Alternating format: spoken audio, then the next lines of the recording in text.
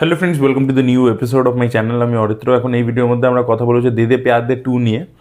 তো দেখুন, আমার সেই ছবি ভালো লাগে যেটা ট্রেলার লেভেলে যেটা আপনাকে প্রমিস করছে, যেটা দেখাচ্ছে সেটাই ভাই হলে গিয়ে দিচ্ছে। তো দে দে প্যার দে এই যে ফ্র্যাঞ্চাইজটা পার্ট 1 বা পার্ট 2, এটা ট্রেলার লেভেলেই দেখিয়ে দেয় এটা ইটস আ ফানি ফিল্ম, ঠিক আছে, একটা family drama plus comedy entertainer একটা ছবি, এটাই প্রমিস করে ট্রেলার লেভেলে এবং হলে গিয়েও সেটাই দেখায়। আমি ট্রেলারে একটা জিনিস প্রমিস করছি আর হলে গিয়ে দেখাচ্ছি অন্য জিনিস, বা আমি ট্রেলারে বেশি প্রমিস করছি হলে গিয়ে কিছুই দেখাতে পারছি না, আমি সেরকম জিনিস আমি বিশ্বাস করি না, ঠিক আছে। এই জন্য ভালো লেগেছে ছবিটা।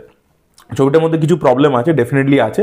ছবিটা পার্ট 1-এর লেভেলের হয়নি, পার্ট 1-এর থেকে একটু মানে খাটোই হয়েছে, but still it's a entertaining film. আপনাকে এঙ্গেজ করে রাখবে, আপনি দেখতে গেছেন, বোর করবে না ছবিটা। আর ফার্স্ট হাফটা তো অ্যাকচুয়ালিতে খুবই ভালো আর কি। আর ফার্স্ট হাফে যে জিনিসটা মানে যেভাবে দেখায় আর কি, জিনিসপত্রগুলোকে যেভাবে বিল্ড আপ করেছে সেটা ভালোই লাগে। তো গল্পটা দেখুন, কন্টিনিউশন গল্প। আপনার ট্রেলার লেভেলে অলরেডি ওরা পুরো গল্পটাই দেখিয়ে দিয়েছে, অ্যাকচুয়ালি সেটা খারাপই করেছে যে সব গল্পই দেখিয়ে দিয়েছে, ইভেন মিজানের এন্ট্রি ইত্যাদি সবই দেখিয়ে দিয়েছিল।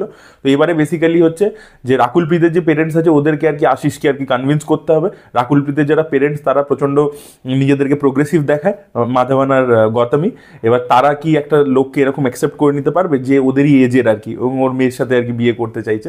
তো সেইটা নিয়ে আর কি কমেডিটা বেসিক্যালি, এবং তারপরে আরও এখানে মাল্টিপল এলিমেন্টসও নিয়ে এসছে আর কি। এবং সব থেকে প্রথম যে জিনিসটা, যে কমেডি কিন্তু এখানে ভালো ওয়ার্ক করেছে।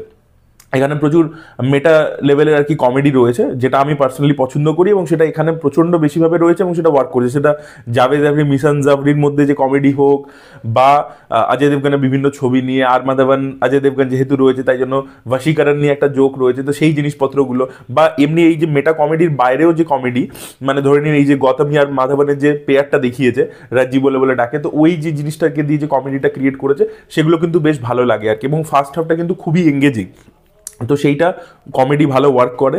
আর লাভ রঞ্জনের ছবি মানে লুক অ্যান্ড ফিল একটা সার্টেন ওয়েতেই হয়, সেটাই করেছে তারা। নতুন সেখানে কিছু করেনি, গ্লসি জিনিসপত্র, লন্ডন, সেখান থেকে পাঞ্জাব, গ্রামের মধ্যে ইত্যাদি, সেগুলো দেখাচ্ছে যা যা মানে গ্লসি লুক অ্যান্ড ফিল যেরকম পার্ট 1-এ ছিল, বা লাভ ফিল্মসের ম্যাক্সিমাম ফিল্মসের যা হয়ে থাকে সেরকমই একটা লুক অ্যান্ড ফিল দিয়েছে। আর যেটা আরেকটা মানে মানে আমি যদি কন্টেন্টের দিক থেকে প্রোগ্রেসিভ জিনিস বলি, তাহলে হচ্ছে যে লাভ রঞ্জনের সিনেমাতে আগে একটা সময় অবধি ফিমেলদেরকে একেবারে স্ট্রেট আউট অ্যান্টাগনাইজ করে দেখানো হতো, সেখান থেকে আমি বলবো যে তারা প্রোগ্রেস করেছে। সেটা তু ঝুটি মে মক্কারের মতো ছবি হোক, বা এই ছবিটার ক্ষেত্রে হোক, যে ফিমেলদের একটা এজেন্সি আছে, ফিমেলদের একটা বক্তব্য আছে, একটা ওপিনিয়ন আছে, মানে অনেকের আইডিওলজির সাথে ম্যাচ করবে না, অনেকে হয়তো ওটা হজম করতে পারবে না, সেই জিনিসপত্র আছে সেকেন্ড হাফে।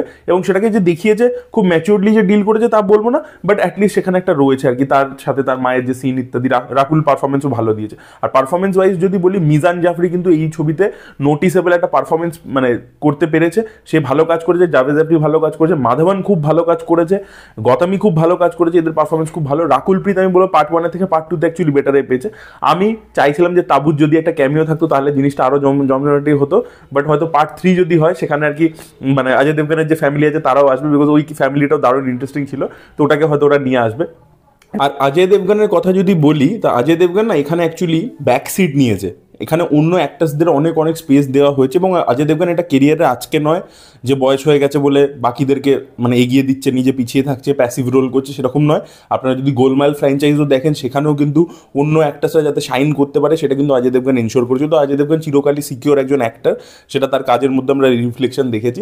এবার এখানে অজয় দেবগানের যে বয়স, যে চরিত্র, সেইভাবেই আর কি ডিজাইন করা, তাই জন্য ক্যারেক্টারটা একটু মানে লেড ব্যাক আর কি, মানে ও অ্যাক্টিভলি সব কিছু করবে না, তো সেইটাকে নিয়ে কিন্তু হিউমার ইত্যাদি রয়েছে, এজ অ্যাড্রেসিং ব্যাপারটা রয়েছে, তো সেই জিনিসপত্রগুলো রয়েছে। তো অনেকের হয়তো অজয় দেবগানকে একটু লেড ব্যাকই মনে হবে আর কি তার পারফরমেন্স ওয়াইজ।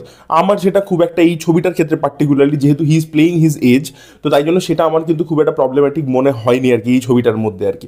যেটা মানে সান অফ সর্দারের মতো ছবিতে হয়ে থাকে যে ভাল লাগে না জিনিসটা, সেটা কিন্তু আমার এই ছবিটার ক্ষেত্রে পার্টিকুলারলি মানে খারাপ লাগেনি আর কি, অনেস্টলি স্পিকিং। তো যেটা ছবিটার ক্ষেত্রে বললাম যে এন্টারটেনিং ছবি, কিছু বক্তব্য রয়েছে, কিছু মেসেজিং রয়েছে, যেটা ভালো। এবার ছবিটার প্রবলেম হচ্ছে কি, ছবিটা সেকেন্ড হাফে অনেকটা ল্যাক করে, অনেকটা বড় হয়ে গেছে, প্রচণ্ড বেশি গান। ফার্স্ট হাফে প্রায় গান নেই, ঠিক আছে। সেকেন্ড হাফে পরপর গান আসছে, একটু পরপরই একটা করে গান এসে যাচ্ছে মিউজিক ভিডিওর মতো, এবং সেই গানগুলো আপনার মনে হবে যেন শোনা শোনা আর কি, মানে পুরোনো হিট গানকেই রিক্রিয়েট করে দেওয়া ইত্যাদি। তো সেই পাঞ্জাবি সং যেটা একটা পপুলারিটি আছে, সেগুলো জিনিসপত্র পরপর আসতে থাকে আর কি, তো সেই জিনিসপত্রগুলো আছে।